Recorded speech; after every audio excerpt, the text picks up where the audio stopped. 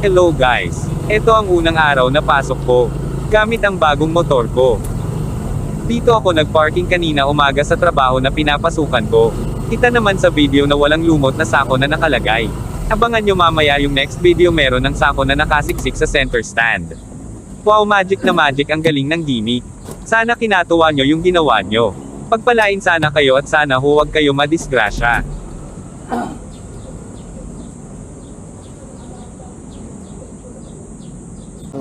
Eto na yung next video.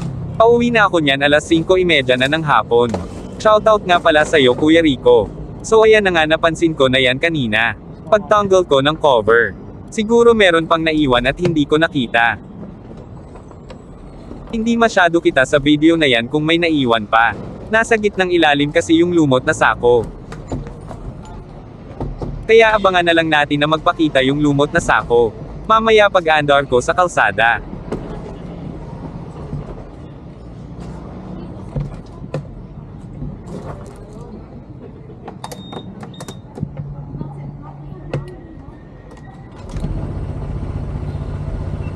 So ayan, ini-start ko na ang motor, para lumabas na sa gate.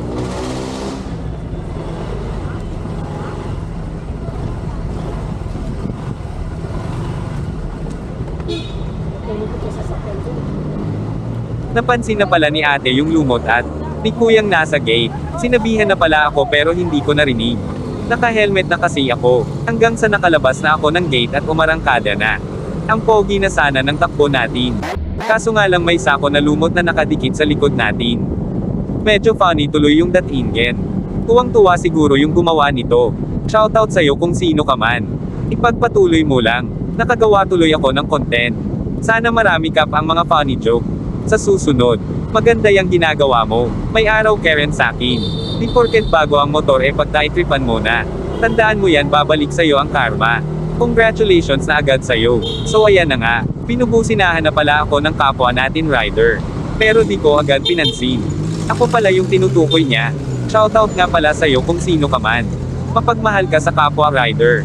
Siguro kung di ko napansin yung lumot, baka maiuwi ko pa ito hanggang sa bahay namin. Medyo nakakatawa talaga yon. At ayan na nga, tinignan ko kung ano ba yung napunan niya. Di ko naman kasi talaga alam na may lumot na sako. Akala ko kung anong meron sa likod ko. Pero di ko agad nakita. Nasa ilalim pala ng center stand ko. Nakasiksik at nakapalupat ito. Kaya di talaga maaalis agad. Kaya tumabi muna ako sa gilid. Para tignan ito at tanggalin.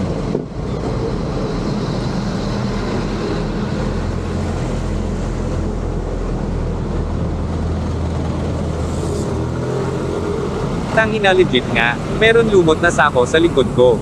Astig ng gumawa neto. Planado talaga. Shoutout ulit sa'yo kung sino ka man. Putang ina mo ulit.